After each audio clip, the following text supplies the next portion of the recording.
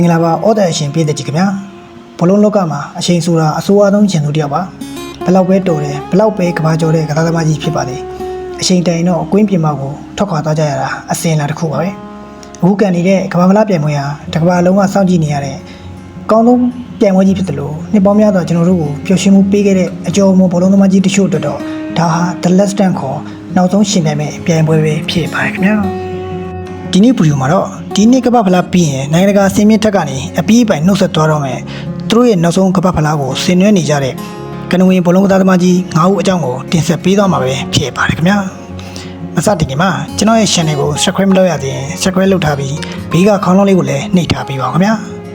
ကဲဒါဆိုရင်တော့အစီအစဉ်လေးကိုစလိုက်ကြအောင်ပါခင်ဗျာ9ယောက်မြောက်ကစားသမားကြီးကတော့ဘေဂျင်းအသင်းရဲ့ကွင်းနယ်ဖန်တီးရှင်ကယ်ဗင်ဒီပလန်ပဲဖြစ်ပါတယ်ဘေဂျင်းရဲ့ရွှေရော်မျိုးသက်တက်မှာအဓိကအသက်သွေးကြောဖြစ်ခဲ့တဲ့ဒီပလန်ကအသက်35နှစ်အရွယ်ကိုရောက်ရှိလာပြီဖြစ်ပါတယ်သူ့ရဲ့မြုံနိုင်တဲ့ကောင်းလောက်အတိကျတဲ့ပေးပို့မှုတွေကွင်းအမြင်တွေကဘောလုံးလောကမှာအထူးမရှိပါဘူးခင်ဗျာဘေဂျင်းအသင်းကရွှေရော်မျိုးသက်နဲ့အတူကမ္ဘာဖလားကိုမရခဲ့မှုတဲ့အတွက်ဒီပလန်အတွက်တော့ဒါသူ့ရဲ့နောက်ဆုံးအချိန်အားထုတ်မှုဖြစ်လာမှာပါတဲ့ပြဿနာတွေကြားကနေနိုင်ငံအတွက်အစွမ်းကုန်ပေးဆက်ဖို့ရောက်လာတဲ့ဒီပလန်ရဲ့ The Last Stand ကလည်းရင်ခုန်စိတ်မကောင်းစရာအပြည့်ပါပဲခင်ဗျာနံပါတ်4နေရာမှာရှိနေတဲ့ကစားသမားကတော့ဘရာဇီးနိုင်ငံရဲ့မျက်လက်ဆန်တဲ့ပါရမီရှင်နီမာဂျူနီယာပဲဖြစ်ပါတယ်ပီလီရိုနယ်ဒိုအာ9တို့လိုဂန်ဝင်တွေရဲ့အမွေကိုဆက်ခံပြီးဘရာဇီးရဲ့ဆယ်ကျော်သက်ကျယ်ဝင်ကလေးဘွားကလေးကတကမ္ဘာလုံးကိုဖျော်ဖြေခဲ့တဲ့နီမာအခုဆိုရင်အသက်34နှစ်အရွယ်ကိုရောက်ရှိလာခဲ့ပြီဖြစ်ပါတယ်ဒီမှာဒဏ်ရာပြဿနာတွေဝေဖန်မှုတွေနဲ့အမြဲရှင်ဆိုင်ခဲ့ရပြီပဲကွင်းထဲရောက်ရင်တော့ဆမ်ဘာဘောလုံးအလှတရားကိုအပြည့်အဝဖော်ပြနေတယ်ပဲဖြစ်ပါတယ်သူကိုယ်တိုင်လည်းဘောလုံးသားရတာစိတ်ပိုင်းဆိုင်ရာဖြည့်ဆည်းမှုတွေများလွန်းတာကြောင့်ဒါသူ့ရဲ့နောက်ဆုံးကမ္ဘာမလားဖြစ်လာနိုင်တယ်လို့အစောကြီးကတည်းကဖွင့်ရထားခဲ့မှုပါတယ်ဘရာဇီးကိုစတမအကြိမ်မြောက်ကမ္ဘာဖလားရှင်ပြည်သူရရှိအောင်စွမ်းဆောင်ပေးပြီးဂန်ဝင်တယောက်အနေနဲ့တမိုင်းတွင်အောင် The Last Stand ရှင်ကပြသွားနိုင်မလားဆိုတာဩဒတ်ရှင်ပြည်သက်ကြီးတို့ရင်ခုန်သွားနဲ့စောင့်ကြည့်ရမှာပဲဖြစ်ပါတယ်ခင်ဗျာတတိယနေရာမှာရှိနေတဲ့ကစားသမားကြီးကတော့ကွင်းလေရဲ့အမှုပညာရှင်ကြီးဘောလုံးတီကိုစုချင်လူကာမိုဒရစ်ပဲဖြစ်ပါတယ်လူကြီး၄တန်းကျော်ပဲရှိတဲ့ခရိုအေးရှားနိုင်ငံလေးကိုကမ္ဘာဖလားဗိုလ်လူပွဲအထိတတိယနေရာအထိပို့ဆောင်ပေးခဲ့တဲ့မိုဒရစ်ရဲ့ဆွမ်းဆောင်ရည်တွေကတော့တကယ်ကိုတမိုင်းတွင်ခဲ့ပါတယ်ခင်ဗျာအသက်40နာနီးကနေပြီဖြစ်တဲ့မိုဒရစ်ကအခုအချိန်မှာကွင်းလေမှာလူငယ်လေးလိုမပေါ်မပန်းပြေးလွှားနေတော့မယ်ဖြစ်ပါတယ်ဒါမဲ့ဒါဟာခရိုအေးရှားဂျာစီနဲ့တူကမ္ဘာဖလားမှာကျွန်တော်တို့မြင်တွေ့ရမယ်မိုဒရစ်ရဲ့နောက်ဆုံးအခိုက်အတန့်တွေပဲဖြစ်ပါတယ်ခင်ဗျာသူ့ရဲ့ရှေ့ပင်ပေါ်နဲ့ပေးပို့တဲ့ကဘာကျော်ပေးပို့မှုတွေကိုကမ္ဘာဗလားဆင်မြင့်ထက်မှာနောက်ဆုံးအချိန်မြင်တွေ့ခွင့်ရမှာမို့ဘောလုံးရှိသူတွေအတွက်တော့နှမျောတရားအကောင်းဆုံး The Last Stand တစ်ခုဖြစ်နေမှာအသေးကြပါပဲခင်ဗျာဒုတိယနေရာမှာရှိနေတဲ့ကစားသမားတူကတော့ဘောလုံးလောကရဲ့တမိုင်းတစ်လျှောက်အကောင်းဆုံးကစားသမားတူဖြစ်တဲ့ခရစ္စတီယာနိုရိုနယ်ဒိုပဲဖြစ်ပါတယ်ခင်ဗျာ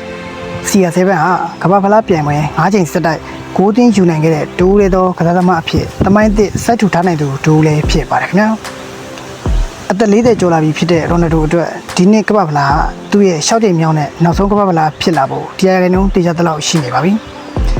ဥရောပဖလားဖြစ်တဲ့ရူဒိုဖလားကို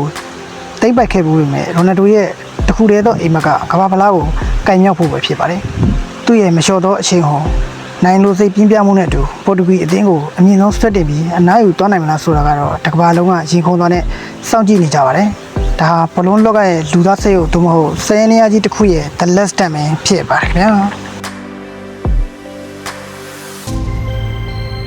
နောက်ဆုံးအနေနဲ့တင်ဆက်ပေးရမယ့်ကစားသမားကတော့ရိုနယ်ဒိုရဲ့ခေတ်ပြိုင်ပဲကြီးဖြစ်တဲ့လီယိုနယ်မက်ဆီပဲဖြစ်ပါတယ်။မက်ဆီက2022ကာတာကမ္ဘာဖလားမှာပဲအာဂျင်တီးနားကိုကမ္ဘာချန်ပီယံဖြစ်အောင်ပို့ဆောင်ပြီးတော့သူ့ရဲ့ကစားသမားဘဝကိုပြည့်စုံစေခဲ့ပါတယ်။ဒါပေမဲ့ဘောလုံးကိုအယူမှုချစ်တဲ့မက်ဆီကအခုနှစ်ကမ္ဘာဖလားမှာလည်းအာဂျင်တီးနားအသင်းရဲ့အင်ဂျီနံပါတ်30ကိုဝစ်ဆင်ပြီးပါဝင်ကမ်ပိန်းနေတော့မယ်ဖြစ်ပါတယ်ခင်ဗျာ။အသက်39နှစ်အရွယ်ရှိပြီဖြစ်တဲ့မက်ဆီကကွင်းထဲမှာအရင်လိုမပြေးနိုင်တော့ရင်တော့သူ့ရဲ့ညံသွေးနဲ့ဘောလုံးပေးပို့မှုတွေကပြိုင်ဘက်တွေကိုအမြဲရှင်းချောက်နေတယ်ပဲဖြစ်ပါတယ်။မက်ဆီကိုယ်တိုင်လည်းဒီပြိုင်ပွဲဟာသူ့ရဲ့နောက်ဆုံးကမ္ဘာဖလားဖြစ်လာမယ်လို့အရေးမွက်ပြောကြားထားဖို့ပါတယ်။ရှင်မင်းစုကိုကာဝေးရင်းနဲ့ပဲမက်ဆီတယောက်ကမ္ဘာဖလားစင်မြင့်ထက်ကနေလက်လက်ပပနှုတ်ဆက်သွားနိုင်မလားဆိုတာကတော့စိတ်ဝင်စားစောင့်ကြည့်ရမှာပဲဖြစ်ပါတယ်ခင်ဗျာ။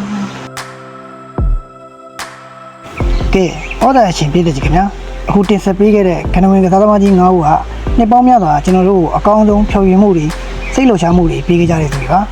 သူတို့အားလုံးရဲ့ကမ္ဘာဖလားသမိုင်းစာမျက်နှာတွေကတော့ဒီနေ့ပြိုင်ပွဲမှာပဲအဆုံးသက်သွားတော့မှာပဲဖြစ်ပါတယ်သူတို့ထဲကဘသူကကမ္ဘာဖလားကြီးကိုကိုင်းမြောက်ပြီးအလားပါဆုံးနှုတ်ဆက်သွားနိုင်မလဲဒါမှမဟုတ်ဝမ်းနဲ့တရားကောင်းတဲ့အဆုံးသက်တွေနဲ့ပဲပြီးဆုံးသွားမလားဆိုတာဒီနေ့ကမ္ဘာဖလားမှာအတူတူရင်ကုန်စောင့်ကြည့်လိုက်ရအောင်ခင်ဗျာပေးသတို့အနေနဲ့ရောဒီကစားသမား9ဦးထဲမှာဘသူ့ကိုအနားမယူခြင်းဆုံးလဲဘသူ့ရဲ့ less than ကိုအနှစ်သက်ဆုံးလဲဆိုတာကိုမန့်မှာရေးပေးခဲ့ကြပါဦးဗီဒီယိုလေးကိုသဘောကျရင် like and share လေးလုပ်ပေးဖို့တောင်းဆိုရင်းနဲ့နောက်ထပ်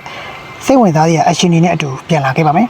အားလုံးပဲအားကစားစိတ်နဲ့ပျော်ရွှင်နိုင်ကြပါစေခင်ဗျာအလေ